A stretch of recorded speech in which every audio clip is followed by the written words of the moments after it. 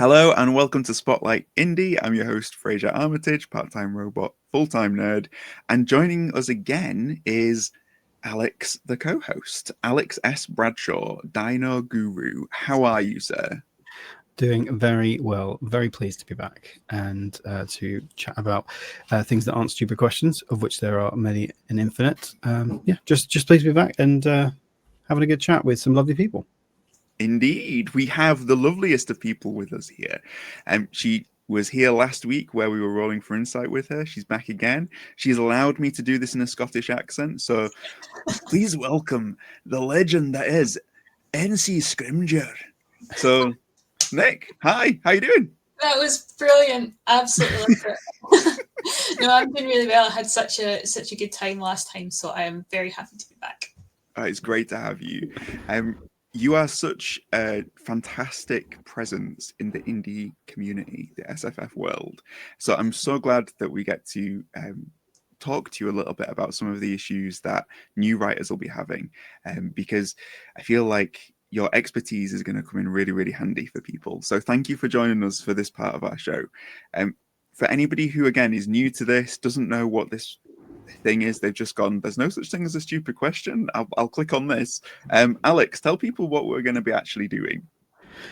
Well, as you say, there is no such thing as a stupid question. And sometimes if you have these questions that may be asked, you feel like, maybe you're worried to ask a particular question because you are worried it's silly. But there is no such thing as a stupid or silly question. So we're here to answer them and just provide a bit of a resource and a bit of a, guidance through some of the issues that people might have felt before, things that we're maybe still feeling, and just hopefully give a bit of guidance as, to prove and demonstrate as ever that the indie community is the best community and that we're all full of friendliness and hopefully wisdom.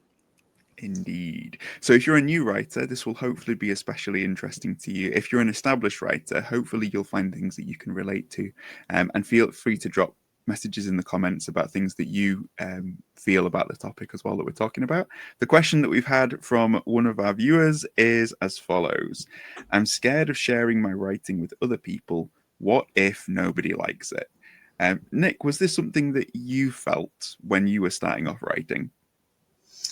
Yeah, I think there's always part of you that's going to feel that. I think however many books you've written, I think the first time you come around to sort of sharing a new project, you can have all the kind of confidence in it yourself, but there's always that kind of nerve-wracking moment when you share it with new people at first to be like, what if they don't like it? What if everything I've done has just been, in my own head and it's actually rubbish? So I don't think, I would first say, like, you're not alone. I don't think no matter how many books you write, you will always have that little bit of doubt as to if you've done a good job or not. So yeah, I would not feel like it's the end of the world or that you're alone in feeling like that, certainly.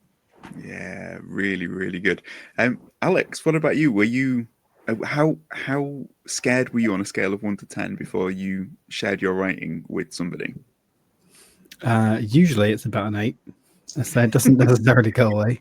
I would say it's pretty high every time. And I don't know about anybody else, but I tend to very swiftly and viscerally oscillate between this is terrible, like no one's going to like it, it's absolutely awful, I should just put this in the bin, and if not, definitely not thinking this is the greatest thing ever, but like going like, actually this is all right, I've worked really hard on this and I am proud of this and I will share it with people and they will like it.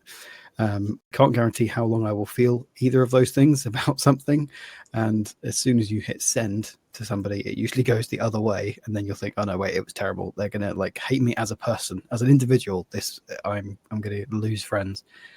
So it doesn't necessarily ever really go away for me, but you've done something amazing, you've created something from nothing, and it should still be worth celebrating. So don't let that feeling of this might be terrible, because it probably isn't. It's just that you're very close to it. All the twists, they are obvious to you because you spent 4 or 5 drafts going through it and we're like, well, obviously this is what they're going to say there because it's said that the last 4 times you read it. In terms of where this fear is rooted in, I think a lot of it comes down to imposter syndrome. And for new writers, you you might feel like an imposter because you've not got a book out there, you've not, you feel like you're not an author yet. That imposter syndrome is not something that is going to let up in your author career. Nick, have you found that there are things that have helped you out when if you've ever experienced imposter syndrome? What strategies have you kind of gone to in order to help you to overcome those phases of your writing journey? Yeah. I think on some level, like just I think you've got to have some level of confidence in your own work. Even if you're maybe a bit nervous about sharing it. As Alex said, at the end of the day, like you've put something into this, you've created this. Like there is something of value there. So I think you've kind of got to keep that in mind. That especially if you are looking to kind of do writing, either as a career or something, then yeah, if you're writing, just feel confident in your own work. Don't sort of second guess it. Then also, I think finding a network of people who are in the same boat, in the same sort of stage of what you're doing, to network with, connect with, bounce ideas off, get that kind of like early stage feedback, and just feel like you're not doing it all alone, that there are other people around you going on that same journey, I think is really valuable. I didn't personally kind of start connecting with other writers until I'd already really kind of written and self-published a book already. So when I put that first book out, I really had no idea about how it was going to get received or anything, because I didn't have that sort of network around me yet. But I think since having that, it just, I think you take a lot of confidence from that. Just peers who are in the same boat, that you can lean on and that you can help. And how did you build that network?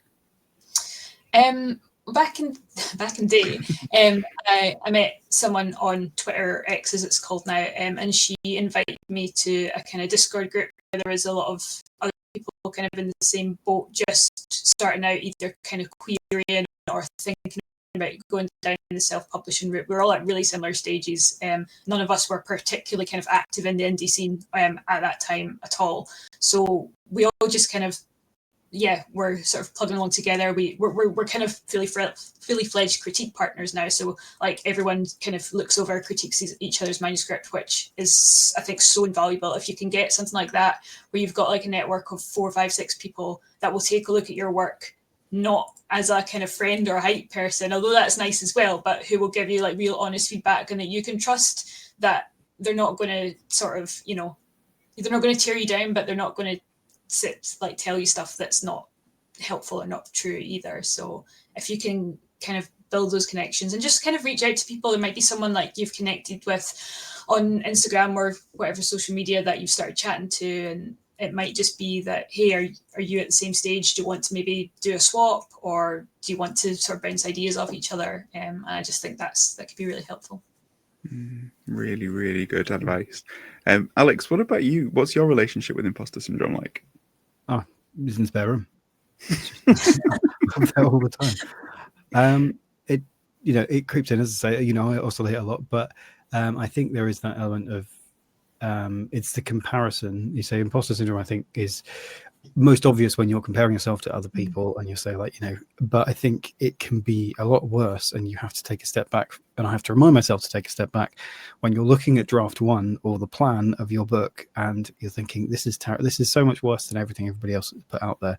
And I found myself doing it with my own stuff, like my first draft of something. I'm like, well, this is so much worse than my other book that I'd spent 5 drafts going through. And you have to remind yourself of that. And I think it's also, if you're at that point where you are trying to share it with people, you do want to share it with people, and you're able to do that, I think trying to remind yourself and making sure that you've given it the work and the level of, you've gone through it a few times and you've got it to the best place that you can be without further input from somebody else. Like, if you've done that and essentially tried your best, then you have nothing to be worried about or ashamed of. You've given it everything, and say, right, it is very scary to say, I think this is a good story, do you agree? Because there's obviously it's still art, and there's an element of that which is just like plopping a soul on the page, which is can be very difficult. But I think just trying to remind yourself and making sure that you have gone through all the processes to say, like, right, I've read this through 6 times. I have thought about it really hard and made sure that I think this is a good story as much as I can. And, I'm sure, other people are probably feeling the same thing. So that's also a good reminder. And like Nick says, if you've got that kind of little community of other people who are around the same stages, probably it's very helpful as well, because you can, if you feel comfortable, you can just ask them, like, I'm feeling this at the moment. Does anybody else feel that? And you'll probably suddenly be surprised to find out these people who you thought were swanning around thinking they're the best thing ever are actually also having exactly the same thoughts. And you're sat there thinking, oh, but I thought you were amazing. If I can keep rambling for a little bit longer, there was a sort of writing group I'm in, and we were talking about that kind of like brain squirrels, they called it, of like, oh, this is terrible, I'm never going to touch a keyboard again. And the way they were sort of describing themselves, because they wanted to make sure that they'd had a bad day and were thinking about that, and just saying, look, I know some other guys have mentioned this, so I just want to say, we're all feeling it. And as she was kind of describing how she was talking to herself that day, I just remember thinking, please don't talk to my friend that way. So maybe try and flip that as well. Like your friends who you have and your contacts that you have, they're not going to want you to be sat there being like, oh no, this is terrible. They're going to find me out and I'm going to be shunned. They're going to sit there and be like, yeah, I want to help you. If it's not as good as, it could be, then I'll give you some feedback. But most likely they're going to go, this is awesome because it's a story that you've written that nobody else could write. Please, can I have some more? Okay, I'll stop rambling now. You can ramble as much as you like. It's all good. I'm here for it, Alex. I'm here for it. Out, yeah. I feel this is going to sound insane to people who aren't writers, but I named my imposter syndrome. She's Karen, and she's just a horrible person. So whenever she comes around and starts sort of talking, I just think, oh, that's Karen. Like she'll get over it. It's helped a lot. But I feel like that you have to find a way to be able to reconcile that fear, because it is natural to have, sharing your work with other people, not knowing if people are going to like it is part of the process. So you have to develop a way to be able to normalize it, because otherwise it is going to hold you back. And also you kind of need it after you share. The first time that you do, because when you hit the click button, it takes time for someone to read your book. I remember the first time I ever shared something with a beta reader, and they took maybe about 10 days to read it. And for those entire 10 days, I was just constantly refreshing my emails, going like, they hate it. Look, this is why they've not replied. They don't know what to tell me. I just had butterflies the entire time. What do you remember sort of the first share you ever did, Nick, and what that was like for you waiting on the feedback? Yeah, so we do ours like on like Google Docs, and we've kind of got a shared document that then all of us like kind of feed into. But then like you're getting notifications on your phone, and I see like the little Google Drive icon pop up. I'm like, oh, there's been another comment. Oh, hang on, like I'm out doing something. I probably shouldn't look at this right now. But at the same time, you're like, oh, I want to see what they said. And because there can be like multiple people doing it at the same time, like there's some commenting on this bit and then going back to this bit, and you're just like, yeah, every time you get that notification. For me, it's like a mixture of like excitement but dread as well at the same time. It's like, oh, are they going to say like this, hey, this part's great, well done, and they're going to be like, this bit didn't really work for me. But both are useful. Yeah, and have you found as well that sort of getting that feedback has enhanced and improved your writing? Oh, like without a doubt. Like I definitely wouldn't be like, I don't think as good a writer as I am if it wasn't for getting that feedback. Is very, I mean, you can always like write well, but I think just to kind of push yourself, keep pushing yourself onto like a next level, it's that feedback that's going to get you, and you're not going to get that from reviews. It needs to be like kind of from peers, from people who kind of understand the like mechanics of putting a story together, who can really kind of pull out and pinpoint what's working and what's not working. Just in that sense, I was thinking as well, another sort of important thing I think when you've got critique partners, is that communication with them in terms of what you're looking for. If it's like a very early first draft and, you know, you're maybe feeling things out and you're not sure, I think it's fine to say to them, hey, I'm just looking for a general sense of like thumbs up, thumbs down. Don't go into this and sort of start tearing it apart. I'm just looking for a sense check. Whereas, you know, if you're on your 4th or 5th draft and you're really looking to polish it, you might say to them, right, come in here, like get your red pen out, please just like give me all your kind of critiques on this. I really need to sharpen it up. So I would say an important thing of sharing your work is also communicating and saying what type of feedback that you're looking for. And it's okay to say, hey, I'm in a bit of a space at the moment, I'm looking for some softer feedback. I think that's completely okay as well. And do you think that if people have got that in mind, you know, if they know that there's going to be an outcome for this and that there's the purpose of sharing it, that is going to encourage people to actually hit the send button, because you know that actually the reason you're sharing it is to be able to get something from that share. Do you think that that's important for people to remember who haven't done it before? Yeah, exactly. Like at the end of the day, if you're sharing it, it's because, well, presumably it's because you want to improve your work and you want to make it better. So, and the people that you're sharing with, likewise, that's what I said, it's quite important to have that trust, because you're trusting them to want to help you to make it better as well. And that's why I think it's also important to, like, I know it's hard, but to try and not take any kind of critiques or what you might perceive as negative, like personally, because it's not personal at all. Like, anything that someone feeds back to you about your writing is not a reflection on you as a person. It's someone trying to help you make your story better, which can only be a good thing. Absolutely. Yeah, interesting that you say that about.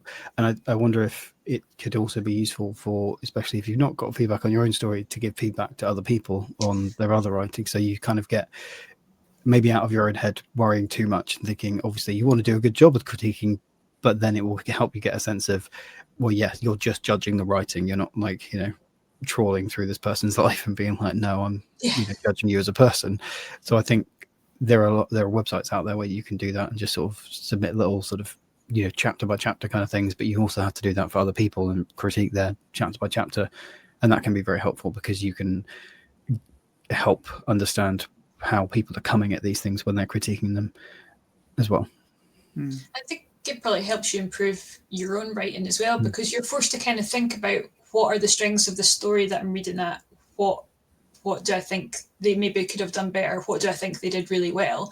And the more you can kind of analyze that in someone else's work, hopefully the more then you can kind of implement it on your own as well. So it's a real kind of symbiotic thing, I think, having sort of critique groups or people that you can swap your writing with, because at the end of the day, it's not just helping one person, it's helping the whole group. And as well, if you haven't got somebody to do that with, pick up your favorite book and do it with your favorite book. Yeah. Read it really critically. I guarantee you are going to find a sentence in that book that you don't like or you think could have been written better, because that's true of every book, right? So this whole fear of nobody's going to like it. There are things about books, every book, that some people aren't going to like. You know, you're not going to have everybody love it, but there is going to be someone out there who does like it. So in terms of that process, it's really good to remind yourself of that, because, you know, subjectivity, the nature of subjectivity means that, yes, there are going to be people who don't like your book. Don't share it with them. Share it with the people that are actually interested in your book. Like I wouldn't send one of my, you know, speculative fiction sci-fi tales to someone who only liked historical romances. That would be crazy to think that they're going to be the right audience for it. So do you think that knowing your audience, just let's talk about that for a little while. You know, how can people reach the audiences that their book is for?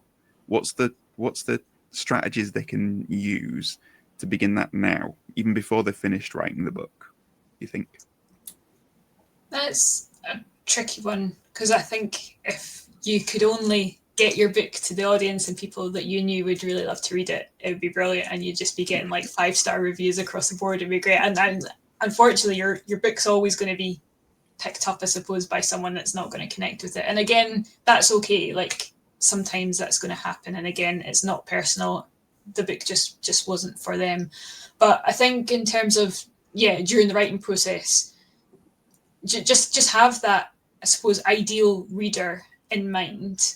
Like, as you're writing, who is the kind of person that I think would enjoy this book? And like, I suppose if you're writing it for them, for me personally, like, I write what I like to read as well, so I kind of think it makes it easy in that sense. I don't think I'm ever going to write a kind of thriller or murder mystery, because I don't read enough in that genre, and I don't think I'd be doing a disservice probably to the people who read those books, because I would probably not be writing it very well. So I think, yeah, being well versed and well read in the genre that you're writing in is probably going to be a big help to make sure it gets in front of the right people. Yeah, really good point. Yeah, I would say moving into those, being involved in those communities and spaces of full of like the genres that you're in, will help you not only, I think, connect or find out where people are getting those books that, you know, the kind of people that you would hope would like your book, but also will likely, I imagine, help you find people that will be willing to read your early stuff. And, you know, you'll probably end up, you know, a lot of people who read fantasy, maybe not a lot, and maybe I'm skewed, but, you know, there are people who read fantasy that will write fantasy. So you'll be able to find the kind of people who are at the same kind of journey, the same point in the journey as you. Like, you know, for example, the British Fantasy Society has a big old Discord, and they have, like, you know, regional sort of sections in that Discord as well. So people from, you know, like the Southwest and wherever. So you've got meetups like that. So going to find people who are, yeah, in those same spaces and maybe near you as well, which is always nice in this digital age to have like the real spaces. And there's, you know, conventions and things, and just social media, I guess, is also helpful, because you can just find the people who are reading the same books as you. Yeah, really good. I think we've talked before on one of these question segments about beta readers, so go back through the channel, find that video and watch it, because I think there were some really good tips, if I can remember right, about how to find beta readers, how to find your people. One of the things, the aspects to this question that I want to just briefly touch on is that there are going to be people who you know and who love you that will read your book. And what is that like? You know, Nick, have you had sort of people in your life, family, you know, friends who have read your book? And what's that experience been like for you? Yeah, my dad's read all my books. And he's in his sort of late 60s, and there's like a couple of like kind of sex scenes in a couple of the books, and I just try not to think about that kind of side of it at all. But no, I mean, lucky I've had like my sister, my mum, my husband, they've all sort of like read my books. It's really nice to have that family support. My dad will forever tell me that my chapters are too long. He's very much into his like thrillers and stuff, so he's used to like 3-page long chapters, and like, that is fantasy, like the chapters are meant to be longer. It's like, no, they're too long. Which just shows you can't please everyone. But yeah, I think it's nice to share with people that you know, but also if you do kind of get to the stage that you end up publishing, to know that your books have also made it into the hands of like complete strangers, and they've taken a chance on your book, is like something that I find still to this day very overwhelming and just surreal, that there's people that have actually made a choice to put their hand in their pocket and spend money on something I wrote, which is, yeah, amazing. Yeah, it's kind of like you pinch yourself moment, because that's what we do it for, right? Yeah. Like, there's no higher goal of a writer than to have somebody you don't know come in and go, I like what you did there. That's like, it's the best. It's like starlight, isn't it? What about you, Alex? Who loves you, who has read your book? And I don't mean for that to be a loaded question. Yeah, are they listening? No, they're not listening. No, my wife reads my book. She doesn't read a lot. Not a lot of my family are like huge readers, so that kind of immediately lifts the weight off a little bit. Like, you know, I have thought of putting, you know, on the back of my books, like my mum, just a quote from my mum, which is like, "I'll get round to it, I promise." I thought that's probably not the best blurb that you can have on your book. And my friends have picked it up, like friends outside of the author community. But yeah, sort of slowly but surely. I try not to pitch it to any of them, like, because I say they're not, my family aren't necessarily huge readers, and certainly not really fantasy readers. So, you know, me sort of, I'll give them a copy, you know, or charge them extra, either or, and depending on how I'm feeling that day. But I won't, force them to read it. Like, I'm going to get around to it. It's like, it's fine. You really don't have to. Like, it's not your thing. Like, if you force yourself to read it, you're going to enjoy it less than if you'd have chosen to pick it up. So, I just make sure they'll have the opportunity to read it, and know that it's not necessarily their sort of thing. Like, extrapolating out of that, like, the conventional wisdom is that you shouldn't then ask all your friends and family once you've published a book to go and buy it on like Amazon or anything, because they aren't. I mean, unless they are already into whatever genre you're writing, because the all-powerful algorithms will then start pitching it to the people who buy the things that they usually buy, which might just be like, I don't know, like Paw Patrol merchandise, and that they don't want to read your gothic horror, So, I try and just make sure they've got the opportunity, but don't feel bad if they don't want to read it. Wait. Hold up. Paw Patrol is not gothic horror. I've been watching the wrong show. To me, he lives in a tower in headquarters. You've got all of these sort of like, creatures that can speak that come to him, that they go out into the world in order to, wreak havoc with, or to correct the wreaking of havoc. There's a mayor in a top hat. I'm telling you, like, if that's not gothic horror. Yeah, sorry, well, I'm not clearly not as familiar with Paw Patrol. I tried to pick something that was going to be out there, but Chase, the police dog, uses a net to apprehend people. What's more gothic horror than that? As you can tell, having a 4.5-year-old, I've had too much time to think about Paw Patrol. But yeah, it's an excellent point. Make sure the right people are the people that you're sharing it with, because otherwise you could shoot yourself in the foot. Yeah, and it sort of comes back to the sort of stuff you were saying as well, Frasier. Like, you're giving the book to people, and then you're like looking over their shoulder and being like, oh, have they read it? Do they like it? And you're just kind of compounding that if they're the people that you love and spend a lot of time with, and like they wouldn't choose to do that anyway. Like, obviously they want to support you because they love you, but they wouldn't choose to read that same sort of kind of thing. You're just adding more pressure onto it. So I think, try not to do that. Try not to heap too much expectations onto that. Yeah, and if you've got to temper your expectations in so many ways, because the feedback that you get is the first bit of feedback that you get, even if it's the biggest praise, is going to crush your soul, because that's the nature of hearing feedback on something you've poured your heart and soul into for the first time. You do develop a thicker skin over time, and you get to see the constructive aspects of it, right? Is that true for everybody else? I think learning to take feedback is like a skill. Like, it's a skill you have to develop. It's not something that you just comes naturally. It's something like you said, you do grow a thicker skin over time, and you do learn that it's not personal, but it does take a little while to get there. So I think also give yourself a little bit of grace. If you get a bit of feedback and it stings and you feel hurt by it, that's okay. Like, obviously don't go to the person that gave you and start kind of calling them out on it, but it's okay to privately feel, I feel sad about that. But the more that you do it and the more that you get it, that'll kind of become more distant, and you'll be able to look at it like more objectively. And I think as humans, we are programmed to sort of point ourselves and our attention towards that negative stuff. So I do remember some early feedback or early edited comments, and there were a lot of good ones. And then there was, in the middle of a chapter, there was I don't really understand what you're saying here. I was like, right, fine, I'll chuck it in the bin, right, whatever, like, moving on with my life.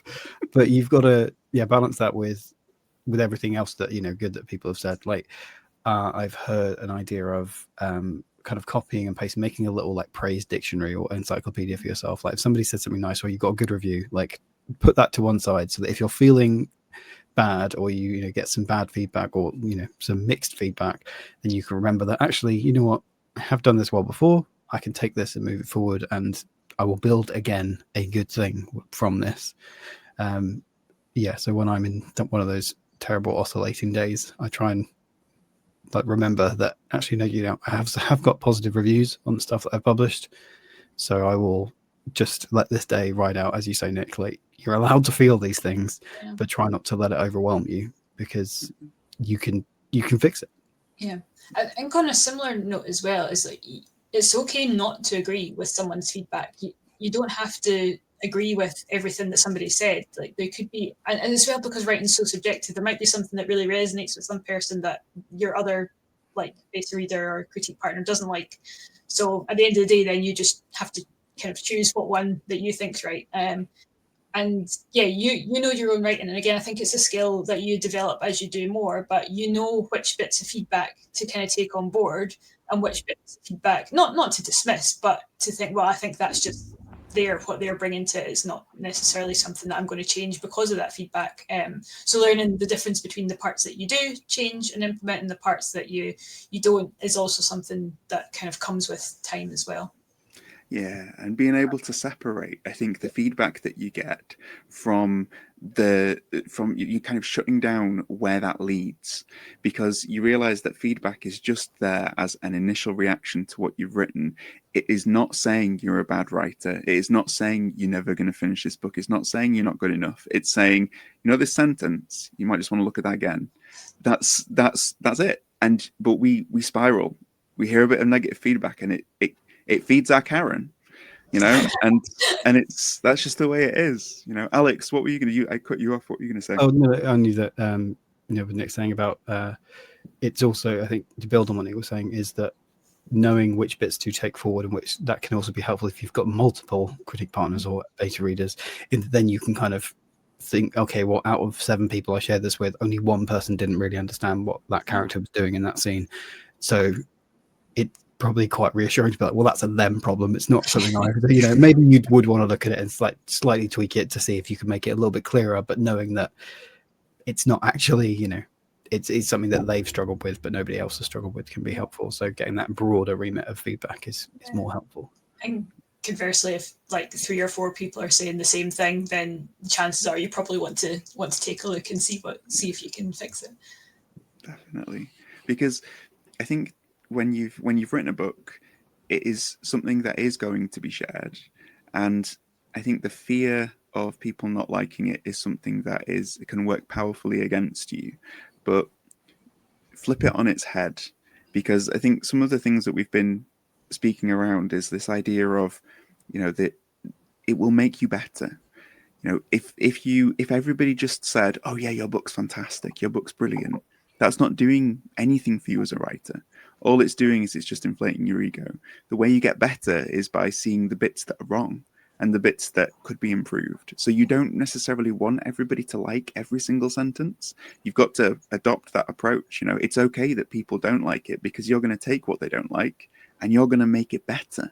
So and then that makes you better. So I think that normalizing that fear and just saying that it's okay, like Nick has said and like Alex has reiterated, it's okay, to have these feelings, but they serve a purpose and they serve a use. And remembering the use behind them is the thing that's going to give you the courage to go, yeah, this is worth doing.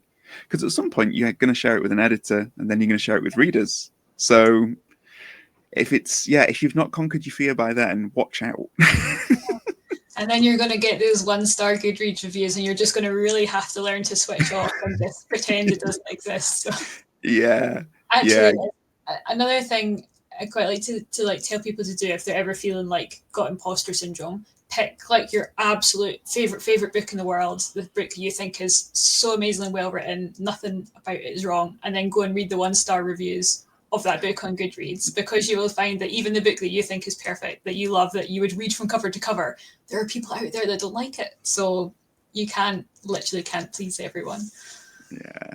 It will stop you from turning into a person that is just sat in front of Paw Patrol, rocking backwards and forwards, sort of finding ways to make it a gothic horror. So yeah, it's good advice. It's good advice, but it's a good question because it's a natural one. It's one that I think every writer has experienced, and it's okay for you to experience it too. Be aware that it's a part of the process. Is there anything else, any other closing tips or comments that you want to make to people who are going through this? I would like to reiterate the positive sort of almost nearer to that, which is it is scary to share your writing, but also you've done something amazing in that you have made something that wasn't there before. And nobody else can do that. Like, you might think, oh, this is really tropey, and like the story, like the 7 stories, you know, there's everything's been done before, but nobody could have written the words in the order that you've written them. Like, nobody could have made that story through the prism of your experiences, interests, and like loves and fears. And I just am very passionate about the fact that, you know, it is such a I think that, you know, it's one of the greatest things that you can do is that, like, you've created some art that's going to connect with another human soul, and that is like literally magic to me. So yeah, it is scary, but it's also like the greatest thing that you can do. And yeah, it's scary, but like it's also like the greatest joy you're going to get. Like, just come share it with me. I'll cheerlead you and just point you at, you know, just say, oh, this one word could be better, but everything else is amazing, and we'll buoy you up that way. Yeah, really nice. And if you do manage to write a book that nobody in the world likes, then well done you. You've done something very unique and it kind of a genius, and it will probably win prizes. So congratulations. But yeah, I think for all of you indies that are out there, just remember, you're awesome. You got this. You got people on your side, and don't be afraid. Thank you, Alex. Thank you, Nick. It's been a pleasure to pick your mind and to delve into that with you. Hopefully it's been helpful to our listeners as well. If you missed last week, Nick chatting to us and rolling for insight, go check out that video. And for anybody who wants to connect with you, Nick, and to read your books and find you, where can they find you? So my website is ncscrimgeour.com. That's got all the details of my books and my newsletter, and you can also find me across all various kinds of social media at Scrimscribes. Amazing. And Alex, what about you? Alex S. Bradshaw, all the various socials that I am lurking on at any given moment, and alexsbradshaw.com is where you can find my website. And we are Spotlight Indie, at Spotlight Indie everywhere, spotlightindie.co.uk. Come find us for more author tips, for advice, and for a community of people who are supporting one another as indie creatives. Nick, thank you so much for joining us. It's been such a pleasure to have you. And all of the best with your next works, and keep writing amazing books, because we love them.